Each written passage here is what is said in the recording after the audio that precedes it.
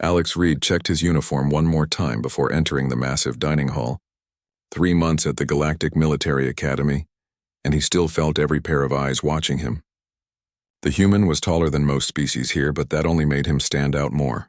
His dark hair was cut short according to regulations, and his green eyes held a quiet intelligence that many aliens mistook for simple confusion. The dining hall buzzed with dozens of different languages. Tall, blue-skinned Draknari sat at tables near the windows, their scaled faces showing obvious disgust whenever they looked toward the human section. The insect-like Vorthak clicked and chittered among themselves, their compound eyes reflecting the overhead lights. Near the center, a group of gray-skinned Zentari discussed battle tactics in their precise mathematical way. Alex grabbed his food tray and looked for an empty seat. Most tables fell silent when he approached. Some aliens turned away completely.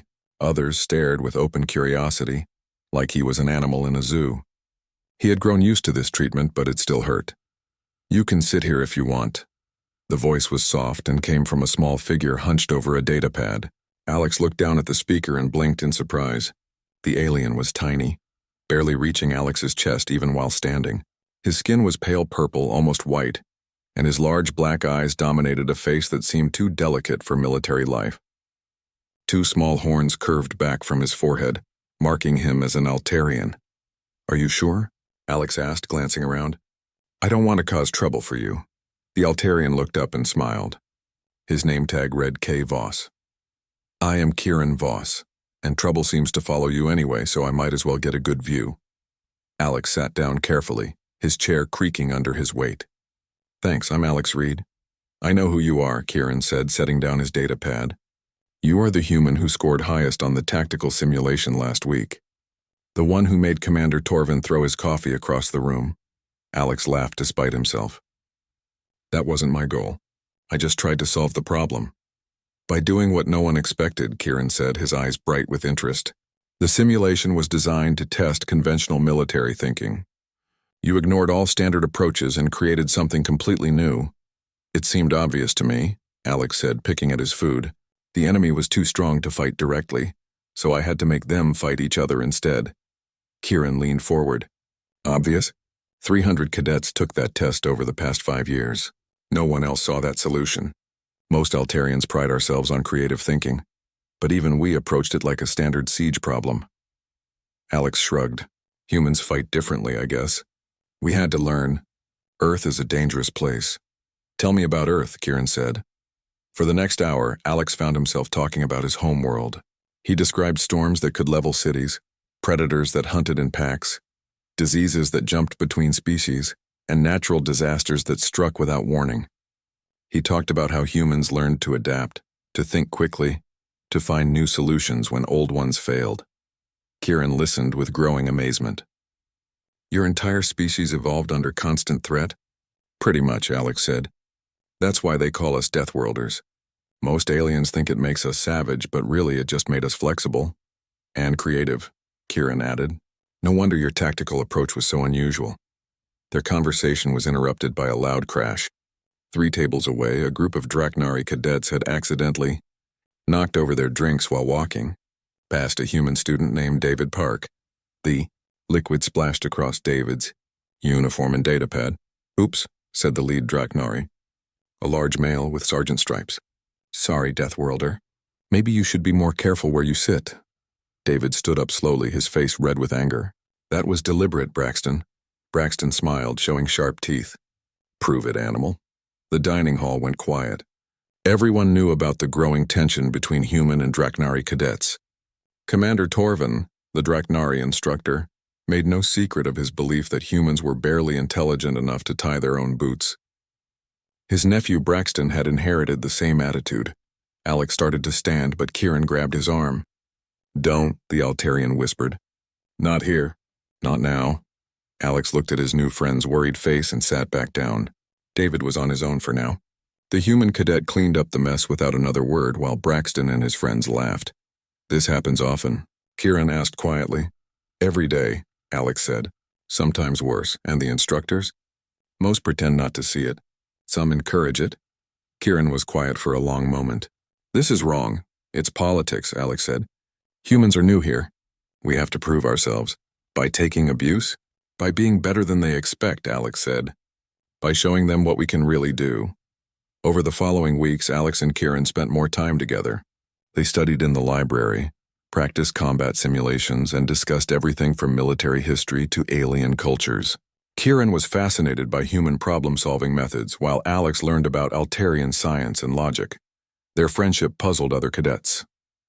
Altarians were respected for their intelligence even if they were considered physically weak. Why would someone like Kieran associate with a primitive human? The answer became clear during a major wargame exercise. The Academy split all cadets into two armies for a week-long campaign across a mock battlefield. Alex found himself assigned as a junior tactical officer, while Kieran worked in communications. The human army was expected to lose quickly. They were outnumbered and faced opponents with superior technology and more experience. Most betting pools gave them 3 days at most. Alex had other ideas. Instead of meeting the enemy head-on, he suggested a series of small raids designed to capture supplies and equipment. When that worked, he proposed using captured enemy codes to spread false information. Soon the opposing army was chasing shadows while the humans struck at undefended positions. Impossible, Commander Torvin muttered as he watched the tactical displays. Humans don't think this way, but they did. Alex's unconventional strategies, combined with Kieran's technical expertise, turned the exercise into a masterpiece of misdirection and rapid adaptation. The human army didn't just survive their week in the field. They won. The victory celebration was short-lived. The next morning, Alex found his locker broken into and his personal belongings scattered. Someone had written "animal" across his mirror in red paint. Kieran found him staring at the mess. "I'm sorry," the Altarian said. "For what?" "For this." "For what they're doing to you." Alex started cleaning up. "It's not your fault, isn't it?" Kieran asked. "I helped you win that exercise. I made you a bigger target. We won because we worked together," Alex said firmly. "That's exactly what this place is supposed to teach us." Kieran picked up one of Alex's scattered books. "And what if some people don't want to learn that lesson?" Alex paused in his cleaning. "Then we keep showing them anyway." Neither of them knew that Braxton and his friends were already planning to teach the humans a very different kind of lesson. A permanent one. The message appeared on Alex's personal communicator during evening study period. Training Facility 7 needed equipment moved before tomorrow's exercise. Report immediately for detail assignment. The message carried official Academy codes and looked completely legitimate. Alex sighed and closed his tactical manual. He had hoped to spend the evening reviewing orbital assault patterns with Kieran, but duty came first. The Altarian looked up from his own studies as Alex gathered his things. "Where are you going?" Kieran asked. "Work detail," Alex said, showing him the message. "Someone needs to move equipment." Kieran frowned at the communicator screen. "This is odd. Usually they assign work details days in advance." "Emergency, I guess," Alex said. "I'll catch up with you later." Training Facility 7 sat at the edge of the Academy complex, used mainly for heavy equipment exercises. Alex had been there several times for vehicle maintenance training. The building was dark when he arrived, which seemed strange for an active work detail. He pushed through the main doors and called out. "Hello, anyone here?" The lights came on suddenly, blinding him for a moment. When his vision cleared, he saw 6 figures standing in a semicircle around him. All were Draknari cadets. All were larger than him. Braxton stood in the center holding a training weapon that looked suspiciously real. "Surprise. Deathworlder," Braxton said with a cold smile. Alex's hand moved toward his emergency communicator, but another Draknari stepped forward to block his path to the door. "Going somewhere, animal?" "What do you want?" Alex asked, keeping his voice steady. "To solve a problem," Braxton said. "You've been getting ideas above your station. Winning exercises, making friends with your betters, acting like you belong here. I earned my place here same as anyone," Alex said. Braxton laughed. "Earned? You're a talking animal from a dirtball planet. The only reason you're here is politics. Then why are you so worried about me?" The question hit home. Braxton's smile vanished. "We're not worried. We're just tired of watching you embarrass real soldiers." "Like in the war games?" Alex asked. "When we beat you?" "Lucky accident," another Draknari spat. "Won't happen again." "Because you're going to make sure of it?" Alex looked around the circle. 6 against 1? That's your idea of honor? Honor is for equals, Braxton said. You're pest control. They moved in slowly, obviously expecting Alex to run or beg. Instead, he dropped into a combat stance his instructors back on Earth had drilled into him since childhood. Humans might be smaller than Draknari, but they were faster and far more adaptable. The first Draknari to reach him learned that lesson the hard way. Alex ducked under his swing and drove an elbow into his attacker's ribs. The alien doubled over with a wheeze of pain. He's fighting back, someone shouted as if this was completely unexpected. Of course he is, Alex said, dodging another attack. We're deathworlders, remember? For a few minutes, Alex's speed and training kept him ahead of his attackers. He managed to take down 2 more Draknari with moves they had never seen before. But 6 against 1 was still impossible odds, especially when they were using weapons and he was not. A training staff caught him across the back of his head, sending him stumbling. Another blow hit his ribs and he heard something crack. As he fell, boots and weapons rained down on him from all sides. Not so tough now, are you? Braxton panted. Alex tried to get up, blood streaming from his nose. This won't change anything. There are other humans here. Not for long, Braxton said, raising his weapon for a final blow. What happened next would haunt the attackers for the rest of their lives. What they intended as simple beating became something far worse in their panic and rage. When Alex kept fighting back, kept refusing to submit the way they expected, their anger took over completely. By the time they stopped, Alex Reed was dead. The 6 Draknari stood over the body in stunned silence. None of them had intended for things to go this far. They had wanted to hurt him, humiliate him, maybe send him home in disgrace. They had not planned on murder. What do we do now? Whispered one of the younger cadets. Braxton forced himself to think clearly. We stick to the plan. This was a training accident. He was moving equipment alone and something fell on him. Will anyone believe that? They'll have to, Braxton said. Who's going to question 6 cadet witnesses? They spent the next hour arranging the scene. Heavy training equipment was positioned to look like it had fallen. Alex's body was moved to match their story. His injuries were explained as crushing damage from the accident. The official report was filed before dawn. Cadet Alex Reed had died in a tragic accident while performing routine maintenance duties. The investigating officer, Commander Torvin, found no evidence of foul play. Kieran received the news during morning formation. High Admiral Zenthan announced the death with appropriate solemnity, expressing regret for the loss of a promising young officer. There would be a full investigation, he assured everyone, though early evidence pointed to simple misfortune. Kieran felt the world tilt around him. Alex was dead? Impossible. They had been studying together just hours ago. The human had been alive, vital, full of plans for their next tactical exercise. After formation, Kieran went directly to the medical facility. He found Alex's body laid out under a clean white sheet. The sight hit him like a physical blow. His friend's face was peaceful but marked with bruises that seemed too extensive for a simple accident. I'm sorry, said Dr. Wells, the human medical officer. I know you two were close. What happened? Kieran asked, his voice barely a whisper. Equipment failure. Heavy training gear fell on him while he was working alone. Kieran studied Alex's injuries with his analytical mind. These patterns don't match crushing damage. Dr. Wells looked uncomfortable. I'm just reporting what the investigation found. Have you performed a full examination? Orders from above. The body is to be prepared for burial immediately. No autopsy needed for obvious accident. Something cold settled in Kieran's stomach. May I have a moment alone with him? Dr. Wells hesitated, then nodded. I'll be right outside. Kieran pulled back the sheet and studied his friend's body with scientific precision. The injuries told a different story than the official report. Multiple impact points from different angles. Defensive wounds on his hands and arms. Blood spatter patterns that suggested movement during the attack. This was no accident. This was murder. But who would believe an Altarian's analysis over an official investigation? Who would care enough to demand real justice for one dead human? Kieran pulled the sheet back over Alex's face. I will find out who did this to you, he whispered. And they will pay for it. The funeral was held 3 days later. Alex's family had sent a recorded message from Earth, thanking the Academy for their son's service and expressing hope that his death would not discourage human participation in galactic affairs. Most cadets attended out of duty rather than grief. To them, Alex had been an outsider anyway. His death was unfortunate but hardly tragic. Kieran stood at the back of the ceremony, watching faces in the crowd.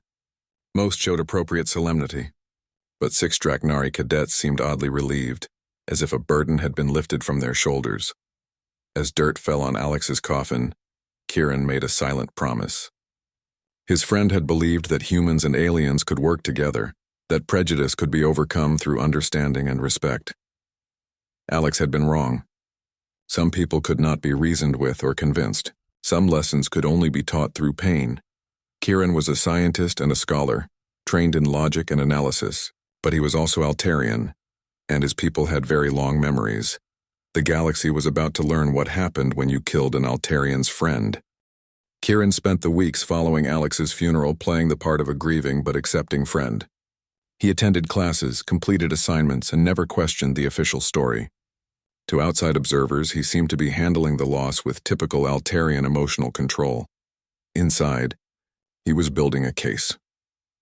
Late at night, when other cadets slept, Kieran accessed the Academy's computer systems. Altarians were naturally gifted with technology, and Kieran was exceptional even by their standards. Security protocols that would stop most hackers were like simple puzzles to his advanced mind. He started with the training facility where Alex died. Security recordings showed his friend entering alone, but the cameras had mysteriously malfunctioned during the time of death. How convenient. But the system backup files told a different story. 6 figures had entered after Alex, though their images had been carefully deleted from the main records. Voice analysis of the facility's environmental sensors revealed traces of Draknari speech patterns during the incident. DNA scanners in the doorway showed genetic material from multiple species, not just human. Most damning of all, medical scanners built into the facility's safety systems had recorded Alex's vital signs during his final minutes. The readings showed a prolonged struggle, multiple impacts, and a gradual decline that matched combat injuries, not crushing trauma. Kieran compiled everything into a detailed report and considered his options. He could present the evidence to High Admiral Zenthan, but Zenthan had already approved the official investigation. He could contact human authorities, but they had no jurisdiction at the Academy, or he could take a different approach. The next morning, Kieran requested a meeting with Commander Torvin. The Draknari instructor received him in his office, a space decorated with weapons and battle trophies from various campaigns. "What can I do for you, Cadet Voss?" Torvin asked, not bothering to look up from his reports. "I wanted to thank you for your thorough investigation of Alex's death," Kieran said politely. "It was routine. Accidents happen. Of course, though I was curious about one small detail." Now Torvin looked at him. "What detail?" "The equipment that killed him. I checked the maintenance records. It was inspected and certified safe just 2 days before the accident." "Equipment fails," Torvin said. "That's why we call them accidents." "Absolutely. I was just wondering if you had checked the security recordings from the facility." Something flickered in Torvin's eyes. "The recordings showed nothing unusual, I'm sure. And the DNA traces from the entrance? Contamination from previous users." Kieran nodded as if this explanation made perfect sense. "Of course. I apologize for bothering you with these questions. Alex was my friend, and I suppose I was hoping for more closure." "Death is part of military life," Torvin said. "The sooner you accept that, the better soldier you'll become." "Wise words," Kieran agreed. "I'll try to remember them." As he left Torvin's office, Kieran felt certain he had found his enemy. The commander's answers had been too quick, too rehearsed. He knew exactly what evidence might exist because he had helped destroy it. But knowing the truth and proving it were different things. Kieran needed more than deleted files and circumstantial evidence. He needed confessions, and those would require a different kind of pressure. That evening, Kieran began studying human military history with new intensity. Alex had often talked about Earth's wars and the tactics that emerged from constant conflict. Now Kieran read those same accounts with the mind of someone planning his own campaign. Humans, he learned, were masters of asymmetric warfare. When faced with superior opponents, they didn't fight fair. They used deception, misdirection, and their enemy's own strengths against them. They were patient, willing to plan for years to achieve their goals. Kieran also discovered something else interesting. Human military records were full of cases where individual soldiers had been betrayed or murdered, by their supposed allies. In every case, the response was swift and overwhelming. Humans protected their own with a ferocity that shocked other species, maybe. It was time for Alex's own species to learn what had really happened to him. Kieran composed a carefully worded message to Earth's military intelligence service. He didn't mention his evidence directly, but suggested they might want to conduct their own investigation into their cadet's death. He included just enough hints to make them suspicious without revealing his own involvement. The response came back within days. A human intelligence officer named Colonel Barnes wanted to speak with him privately. They met in a small cafe off campus, away from academy monitoring. Barnes was a middle-aged woman with steel-gray hair and eyes that missed nothing. She listened without comment as Kieran explained what he had discovered. "Why are you telling me this?" she asked when he finished. "Because Alex was my friend. Because he deserved better than to die for some alien's prejudice. And because you want revenge." Kieran met her gaze steadily. "I want justice." "Same thing from where I'm sitting," Barnes said. "What do you need from us?" "Nothing yet. But someday I may ask for information about Academy personnel. Background checks, financial records, that sort of thing. And in return, I'll make sure the truth comes out. All of it." Barnes studied him for a long moment. "You're not what I expected from an Altarian. Alex changed how I think about many things." "Be careful," Barnes warned. "This kind of game can get dangerous quickly." "It already is dangerous," Kieran said. 6 murderers are walking free. That's the most dangerous thing of all. Over the following months, Kieran built his network carefully. He identified other cadets who had suffered under the current system. Species that were marginalized, students who were overlooked despite their abilities, anyone who had reason to question the Academy's fairness. He found more allies than he expected. The insect-like Vorthak had several brilliant students who were dismissed as mindless drones. The plant-based Silvani were considered too peaceful for military service despite their strategic genius. Even some Draknari cadets were uncomfortable with their species' supremacist attitudes. To each group, Kieran offered the same thing: information and opportunity. He shared tactical insights he had learned from Alex, helped struggling students with their coursework, and gradually built a web of obligations and friendships that crossed species lines. The Academy's computer systems became his personal domain. He could access any file, monitor any communication, track any individual's movements.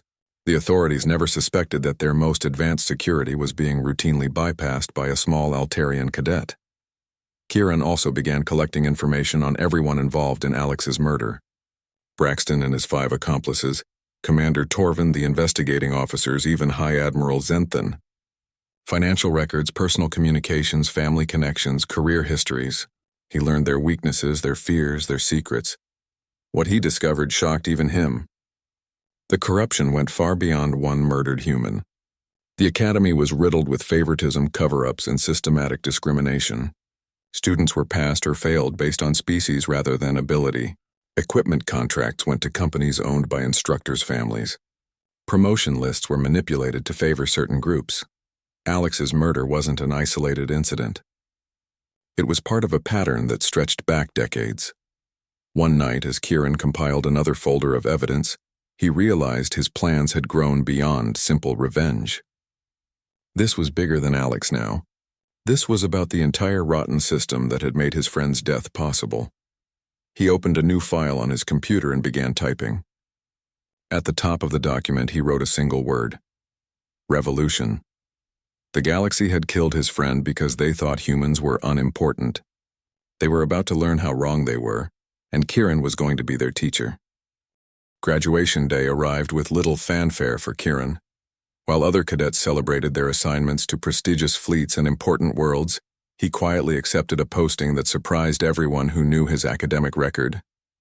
Communications Authority? His roommate asked in disbelief. But you scored in the top 5%. You could have your pick of assignments. Kieran shrugged as he packed his few belongings. I prefer technical work to combat duty.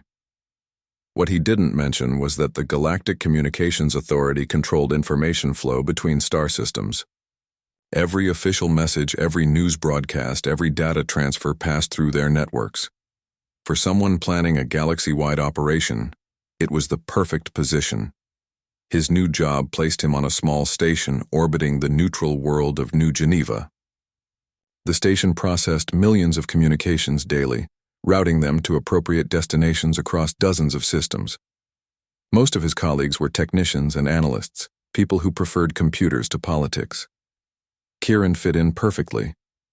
His official duties involved monitoring data flows for efficiency and security. His real work began after hours, when he used his access to build the most sophisticated intelligence network the galaxy had ever seen.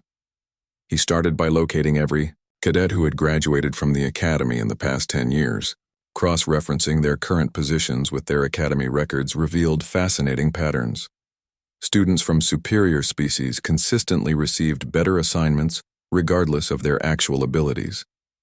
Meanwhile, brilliant minds from marginalized species found themselves stuck in dead-end positions. Kieran began reaching out to the overlooked ones. Dr. Senna Cole had been the top student in her xenobiology class, but her insect-like Vorthak appearance had cost her the research position she deserved. Now she worked as a junior lab assistant on a mining colony, her talents wasted on routine medical checks. Kieran's message to her was simple. Your research on cross-species immune responses was groundbreaking. I have access to data that could advance your work significantly. Within weeks, Dr. Cole was providing Kieran with detailed reports on biological weapons research being conducted in secret military labs. In return, she received access to classified databases that allowed her to publish papers that made her famous in scientific circles. Lieutenant Moss Brightleaf had graduated second in his tactical class, but the plant-based Silvani was considered too peaceful for important military commands. He spent his days filing logistics reports on a supply depot. Kieran offered him tactical challenges that showcased his strategic brilliance. Soon, Brightleaf was helping design training scenarios that human forces used to devastating effect against their opponents. Engineer third-class Zara 9 had been the best in her mechanical engineering courses, but her artificial intelligence nature made other species uncomfortable. She maintained cooling systems on a backwater trade station. Kieran provided her with technical specifications that allowed her to revolutionize industrial processes. Her innovations saved corporations millions of credits while giving Kieran access to their internal communications. One by one, Kieran recruited the forgotten and the overlooked. Each new ally brought their own contacts and capabilities. The network grew exponentially, spreading across military bases, research facilities, government offices, and corporate headquarters. The key was patience. Kieran never asked for anything that seemed suspicious or dangerous. He simply offered information, resources, and recognition to people who had been denied all three. In return, they shared what they learned in their daily work. Meanwhile, human forces were quietly implementing tactical innovations that Alex had developed during his time at the academy. Kieran had passed along every one of his friend's strategic insights to Colonel Barnes, who ensured they reached the right military planners. The results were remarkable. Human units began winning engagements that should have been impossible. Their unpredictable tactics confused opponents who expected conventional strategies. Battle reports started describing humans as surprisingly effective and tactically innovative. Braxton, now a lieutenant serving on a Dreknari battlecruiser, found himself facing human opponents who seemed to anticipate his every move. His unit suffered embarrassing defeats against forces they outnumbered and outgunned. His superiors began questioning his competence. Commander Torvin, promoted to colonel and given command of a training facility, discovered that his methods were becoming obsolete. The tactics he taught were being countered by new approaches that emphasized flexibility over tradition.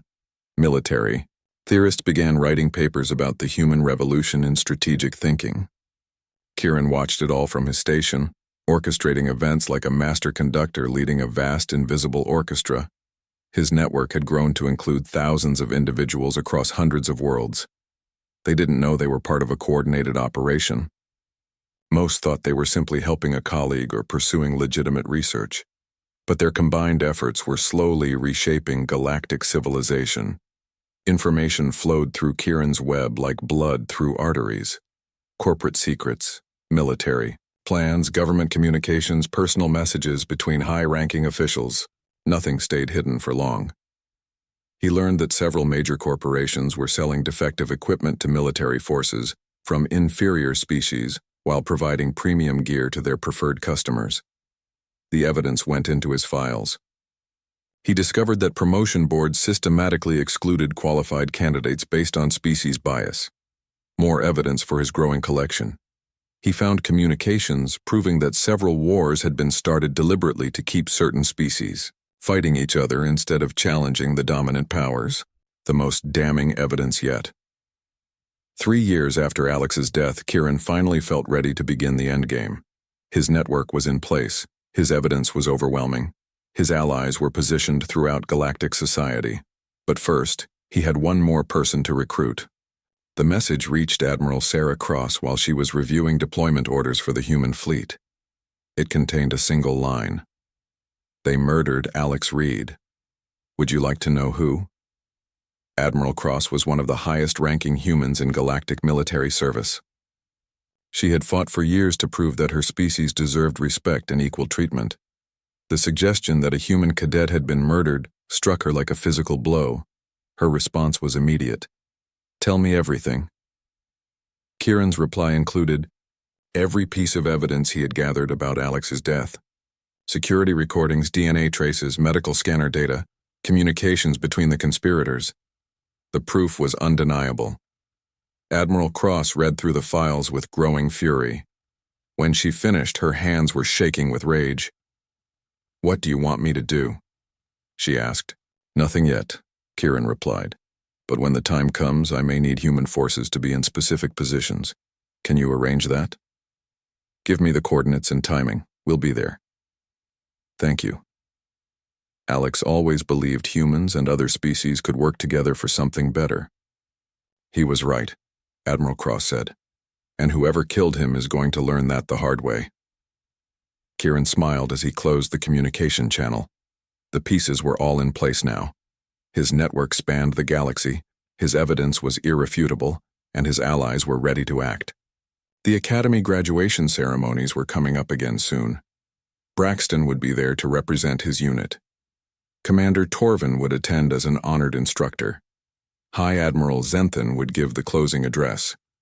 All of Alex's murderers would be together in one place, surrounded by the media and the political elite of dozens of worlds.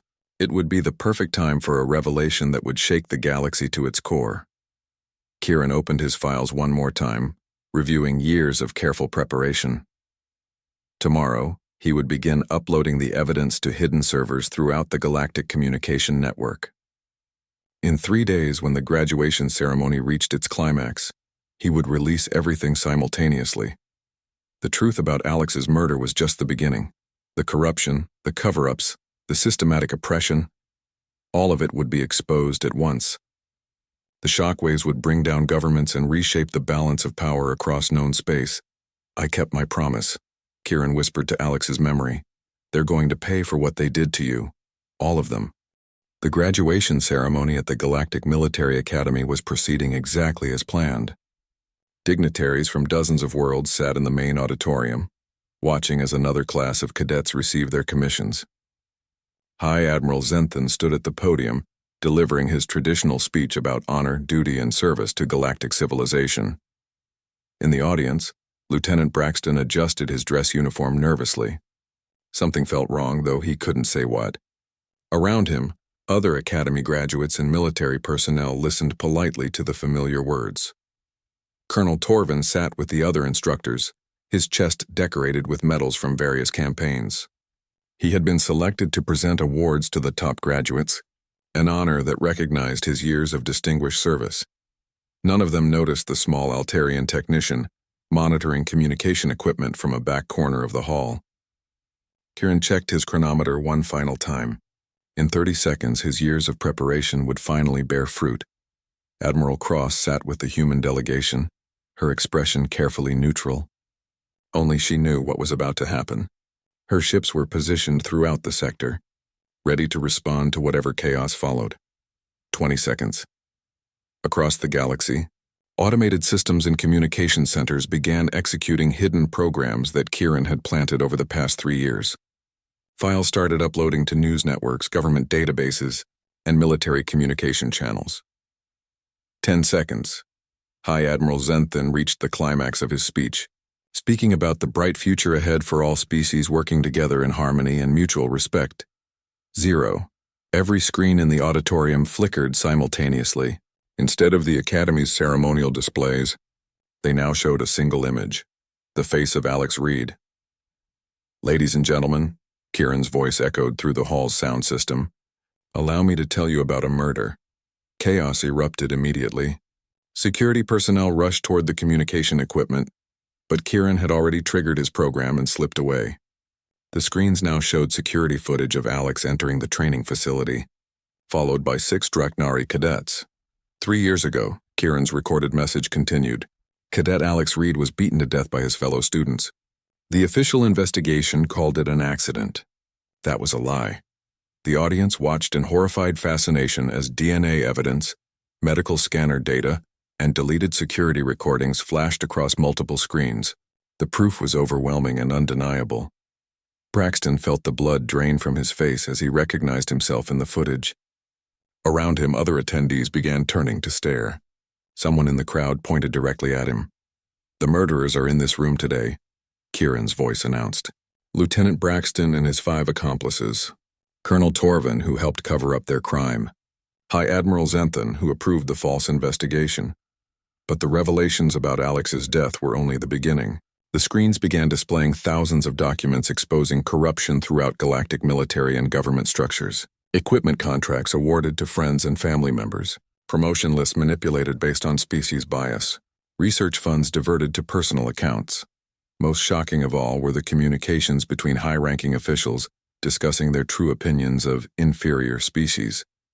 Messages calling humans barely evolved animals and suggesting they should be kept in their place through careful management. Admiral Cross stood slowly, her hand moving to her sidearm. Around the hall, other human officers did the same. The message was clear. They would not tolerate any attempt to suppress this information. High Admiral Zenthan tried to restore order. "This is obviously a terrorist attack using falsified documents. Security, arrest anyone attempting to broadcast this propaganda." "The documents are real," Kieran's voice replied, as if anticipating this response. "Full authentication data is included with each file. Your own computer systems will verify their accuracy." More screens lit up throughout the hall, showing real-time news broadcasts from across the galaxy. Every major network was now covering the story. The evidence was spreading faster than any attempt to contain it could follow. On the military world of Draconis Prime, Draknari citizens watched in shock as their government's secret communications were revealed. Messages showing their leaders' contempt for treaty obligations and their plans to gradually marginalize other species in galactic affairs. On the corporate world of Zenith Station, shareholders discovered that their companies had been deliberately selling inferior products to certain species while charging premium prices. The stock market began collapsing as investors rushed to sell. On dozens of colony worlds, oppressed populations saw proof that their struggles were not isolated incidents, but part of a systematic campaign to keep them powerless. Back in the Academy auditorium, Braxton made a fatal mistake. As security forces moved through the crowd, he panicked and tried to run. His flight confirmed his guilt more effectively than any evidence could have. He made it halfway to the exit before Admiral Cross stepped into his path. "Going somewhere, Lieutenant?" she asked coldly. "This is all lies," Braxton said desperately. "You can't believe this alien propaganda." "I believe the security footage," Cross replied. "I believe the DNA evidence. I believe the medical scanner data, all of which show you beating a human cadet to death." Other human officers surrounded Braxton and his accomplices. Colonel Torvin found himself facing a circle of armed humans who had been waiting 3 years for this moment. "You have no authority here," Torvin protested. "We have the authority of truth," Admiral Cross said, "and the authority of justice long delayed." High Admiral Zenthan tried one last desperate gambit. "Even if these allegations are true, this is a matter for proper legal proceedings. You cannot take the law into your own hands." "Proper legal proceedings?" Cross laughed bitterly. "Like the proper investigation into Alex Reed's death? Like the proper promotion reviews that keep qualified officers from advancing? Like the proper contract awards that go to your friends' companies?" The screens around the hall continued displaying evidence of corruption, each revelation more damaging than the last. Government officials were shown making deals with criminal organizations. Military officers were caught selling classified information. Corporate executives bragged about manipulating entire economies. But perhaps most devastating of all were the tactical analyses showing how human strategic innovations had revolutionized military thinking. Alex Reed's rejected proposals were now standard doctrine in human forces, leading to victory after victory against supposedly superior opponents. "You called us primitive," Admiral Cross said, addressing the entire assembly. "You called us animals. You murdered one of our brightest young minds because you couldn't accept that a human might be smarter than you." She gestured to the screens, showing human military victories. "These are the fruits of that young mind's work. Every tactic your forces have struggled against, every strategy that has confused your commanders, every innovation that has made human forces so effective, they all came from Alex Reed." The irony was devastating. In trying to eliminate human influence at the Academy, the murderers had only ensured that human tactical thinking would dominate galactic warfare. Kieran watched the proceedings from a secure location, finally allowing himself to feel a moment of satisfaction. His network was functioning perfectly. Evidence was reaching every corner of the galaxy.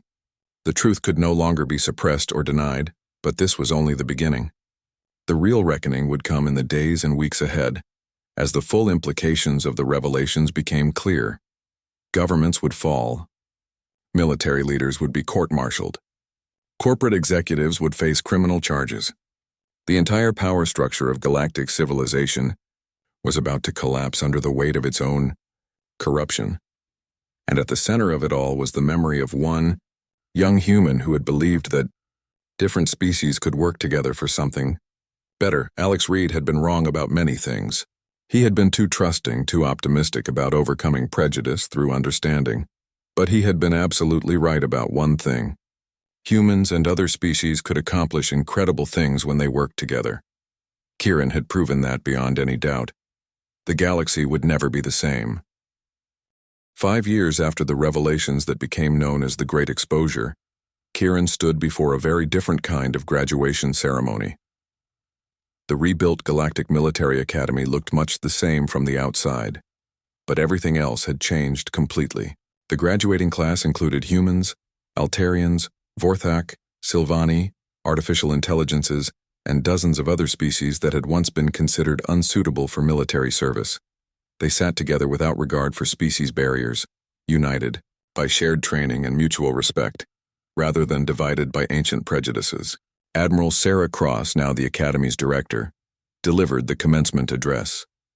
Her words focused on cooperation, innovation, and the responsibility that came with defending a truly diverse galactic community. In the front row sat a special guest, Mrs.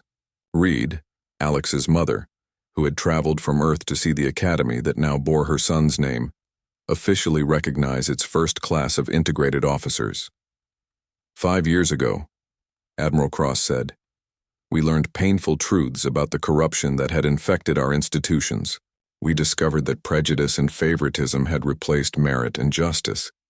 We found that fear of change had led us to waste our greatest resource, the diverse talents of all galactic species. The audience listened respectfully. Many of them remembered the chaos that had followed the Great Exposure. Government officials arrested in their offices, military commanders stripped of rank and court-martialed, corporate executives fleeing to neutral worlds to avoid prosecution. But from that chaos had emerged something better. The Alex Reed Memorial Academy represents our commitment to doing better, Cross continued. Every cadet here has earned their place through ability and dedication, not through the accident of their birth species. After the ceremony, Kieran found himself walking through the Academy's memorial garden. Alex's grave had been moved here, from the old cemetery, and the site had become a place of reflection for students and faculty alike. Fresh flowers covered the headstone, left by cadets who had never known Alex personally but understood what his death had meant for galactic civilization. The inscription was simple: Alex Reed, he believed we could do better. I wondered if you'd be here today. Kieran turned to find Dr. Senna Cole approaching. The Vorthak scientist had become one of the galaxy's leading experts on interspecies cooperation, her research forming the foundation for new integration policies. "I try to visit whenever I'm in the system," Kieran said. "It helps me remember why we did all of this." "Do you ever regret it?" she asked. "The methods you used, I mean. Some people still call you a terrorist." Kieran considered the question seriously. "I regret that it was necessary. I regret that Alex had to die before anyone would listen. But no, I don't regret exposing the truth." They stood in comfortable silence for a moment, watching new cadets hurry past on their way to evening classes. The young faces showed excitement and determination, unmarked by the cynicism that had once poisoned interspecies relations. "What will you do now?" Dr. Cole asked. "The new Galactic Council has offered you any position you want." "I've accepted a teaching position here at the Academy," Kieran said. "Strategic studies and interspecies cooperation." Following in Alex's footsteps, finishing what he started. The changes went far beyond the military academy. The Galactic Council had been restructured to give equal representation to all species, not just the traditionally dominant ones. Trade agreements now included strict anti-discrimination clauses. Research funding was allocated based on merit rather than political connections. Most importantly, the cultural shift was real and lasting. Young people who grew up after the Great Exposure simply didn't see species barriers the way their parents had. Mixed crews were normal on ships throughout the galaxy. Interspecies research teams tackled problems that would have been impossible for any single group to solve. The human fleet had become the most respected military force in known space, not through conquest but through innovation and cooperation. Alex's tactical insights, refined and expanded by diverse strategic minds, had revolutionized warfare itself. Braxton and his accomplices had been tried and convicted of murder. Colonel Torvin faced charges for obstruction of justice and conspiracy. High Admiral Zenthan had been stripped of rank and imprisoned for corruption. But their punishment was less important than the systemic changes that made such crimes impossible to repeat. The economic disruption had been severe but temporary. New corporations founded on principles of fair dealing and merit-based advancement had replaced the corrupt old firms. The stock market had recovered stronger than ever, driven by innovations that emerged when brilliant minds were finally given the resources they deserved. As evening fell over the academy, Kieran made his way to his new office. The walls were decorated with tactical diagrams and strategic analyses, many of them based on Alex's original insights. His desk held a small holographic projector that displayed a rotating image of his friend's face. A soft chime indicated an incoming message. Admiral Cross appeared on his communication screen, calling from the orbital command station. "The Council just approved our proposal for the new exploration fleet," she said with satisfaction. "Fully integrated crews, joint command structure, shared resources. They want to launch within 6 months." "Alex would have loved to see this," Kieran said. "He is seeing it," Cross replied. "Every mixed crew, every peaceful contact with new species, every problem solved through cooperation instead of conflict, it's all part of his legacy." After the communication ended, Kieran sat back in his chair and looked out at the stars. Somewhere out there, human ships worked alongside Altarian science vessels and Vorthak industrial platforms. Former enemies had become partners. Ancient prejudices had given way to mutual respect. The galaxy was not perfect. There were still conflicts and misunderstandings. Some groups clung to old hatreds and worked to undermine the new order. But the fundamental change was irreversible. The truth about cooperation's benefits had been proven too clearly to deny. A knock at his door interrupted his thoughts. A young human cadet entered nervously carrying a datapad. "Professor Voss? I'm sorry to bother you, but I was hoping you could help me with something." "Of course. What's troubling you?" The cadet, whose name tag read Martinez, set down his datapad. "I've been studying the Battle of Kepler Station, the one where human forces defeated a fleet 3 times their size. The official reports credit superior tactics, but I can't figure out how they knew exactly where to position their ships." Kieran smiled. It was a question he heard often from students trying to understand the seemingly impossible victories that had established human military reputation. The key wasn't knowing where to position the ships, he said. It was understanding what the enemy expected us to do. He activated his holographic display showing the battle formation. The opposing commander assumed humans would fight like Draknari, honor-bound, predictable, following established doctrine. Instead, they did something completely different. They retreated? They appeared to retreat. But every movement was calculated to draw the enemy into a position where their superior numbers became a disadvantage. Martinez studied the display with growing comprehension. They used the enemy's assumptions against them. Exactly. That's the essence of human tactical thinking. Not just adapting to circumstances, but making your opponent's strengths into weaknesses. Who developed this approach? Kieran paused, remembering a young human cadet who had been dismissed as primitive by instructors who couldn't see past their own prejudices. A very wise friend, he said finally. Someone who understood that the best victories come not from overwhelming force, but from helping others realize they were fighting for the wrong things. As Martinez left with his questions answered, Kieran returned to his contemplation of the stars. Tomorrow he would teach another class of diverse cadets about strategy and cooperation. He would help them understand that strength came from unity, not dominance. Alex had been wrong about many things, but he had been absolutely right about the most important one. Different species could accomplish incredible things when they worked together. The proof was written across the galaxy in peaceful trade routes, cooperative research stations, and integrated fleets that protected everyone equally. The boy from Earth who believed in a better future had been dead for 8 years. But his dream lived on in every cadet who graduated from the academy that bore his name, in every mixed crew that explored the unknown, in every treaty signed between former enemies. Kieran had kept his promise. Justice had been served and the galaxy had learned to be better. Alex Reed's legacy would last forever.